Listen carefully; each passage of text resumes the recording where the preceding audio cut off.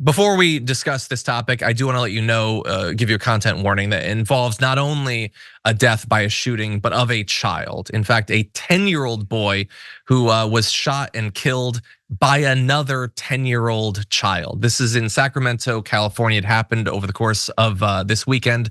Keith Frierson, who you can see in this photo, is the 10-year-old who was shot and killed. Just the most heart-wrenching tragedy, and every extra detail is just going to make it worse. But you do need to know that he was riding his bike. He had gotten the bike for Christmas and was out riding it. His 6-year-old brother apparently found him.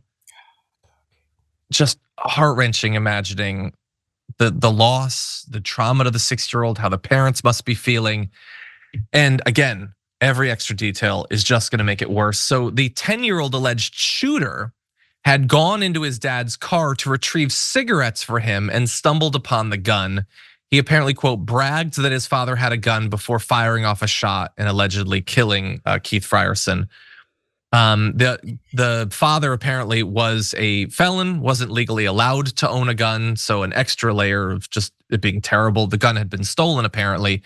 And according to Brittany, the mother of the 10-year-old who died, all of this was over a lost bike race.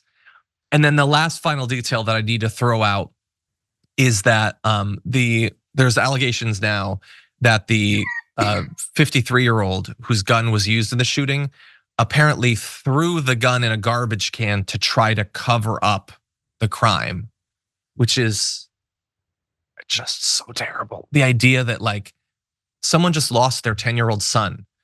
And it is, in a very real sense, your fault. You stole a gun, you just left it in your car, you sent your kid to get cigarettes from a place where a gun is. And I understand that if you were responsible for that, you must be stunned. You must not know how to continue with your life. I don't know how you come to grips with that. But I know that the way that you do that is not by trying to cover up the crime and trying to deny the family that just lost their 10-year-old at least an understanding of what happened and who was responsible for it. Nina, this is terrible in a way that few stories are. What do you make of this? Yeah, just gut-wrenching, obviously, and condolences to the family who lost their 10-year-old son. I mean, I sigh deeply because this is a tragedy for both families. You got two 10-year-olds entangled. One is dead, another one was arrested. The parent was definitely irresponsible. Even if the parent wasn't an ex-felon and not allowed to have a gun, this would still be tragic. But it's a compounding factors. And then sending a 10-year-old to get your cigarettes, you need to rethink your life right there anyway, but that would be the least of the worries if a 10-year-old had not shot another 10-year-old. It really is out of the natural order of things as we expect Mother Nature to work normally, which is parents not burying their children, but the other way around. And so the family who lost the 10-year-old, they will never be the same. The 6-year-old brother will never be the same. And the family who had to witness their 10-year-old son, grandson, nephew be arrested, they'll never be the same again either. Yeah, and the 10-year-old now, the 10-year-old who fired the shot will never be the same. Exactly. The 10-year-old is technically responsible, but only to the extent that a child can be. They don't have an understanding of the consequences of this. Should have never been put in a position where they would have access to a weapon like that. But that is now the story of their life. Yeah, thanks to the irresponsibility of the parent. And like, I understand that you can go and you can find a story where, oh, wasn't it good news that there was a gun around? But it is so exceedingly rare, and so many stories just constantly, like we don't even see them all, but they're out there of if only there hadn't been a gun, everything would be different. So many lives would be infinitely better. But no, there happened to be a gun, and now it has ruined so many lives. And we just see that story over and over and over again.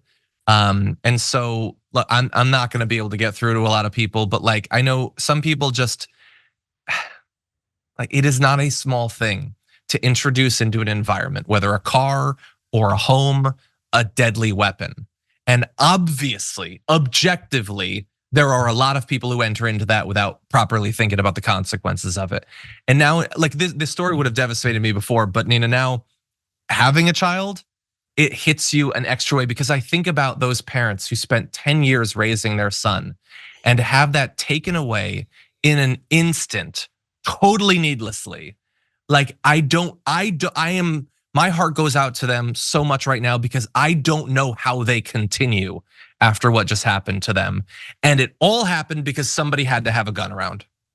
And so consider, if you're out there and you have one, consider whether you actually need the gun, and consider whether the risk to you, your family members, your loved ones, your friends is worth the continued presence of the gun. And if you have to have it, I mean, lock it up. Just lock it up, for God's sakes. Please, for the love of God. And the person probably forgot they had the gun in the car. They probably, just innocently forgot, which is my guess. But when you have a weapon, you have a greater responsibility. That gun should have been in the lockbox. I mean, any random adult. What if the car had been stolen, for God's sakes? Anything could happen with a weapon just laying around like that. So yeah, John, I mean, this is gut wrenching. I mean, I think about my son, who's a grown man, and I couldn't even, I don't want to bury him. I want him to bury me. So all parents, I'm sure, is feeling the crushing blow to what just happened to this 10-year-old. It did not have to happen. It should not have happened, but here we are. And this won't be the only one, John. There'll be other stories just like this. Similar to this. There was a story of a shooting over presents, like literally on Christmas. Yes, like, my brother was telling me about that. Just having the gun around, and by the way, hopefully it buries you many, many years in the future. Let me just throw that out there for the universe. Yes. But also, in a world where it is possible to just forget where your deadly weapon is, and we live in that world. He forgot that it was in the car. School resource officers leave their gun on the tank of toilets, things like that. That's the world we live in. Yeah. It is a world where it is insane that discussions of like, hey, maybe you have like fingerprint access to the gun, it is instantly shot down. Like just basic safety features that could literally save lives. You're not allowed to even talk about them. If you're a tyrant, if you suggest that someone should be the only person who can fire their firearm. Anyway, just devastated for this family. Don't know what's gonna happen, but I would love to be able to go, a couple of months in America without hearing something like this.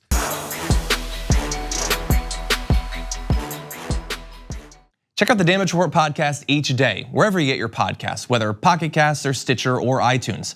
You can join me as I give you the news and stories you want, with a range of co-hosts and interview guests jumping in on the fun each day.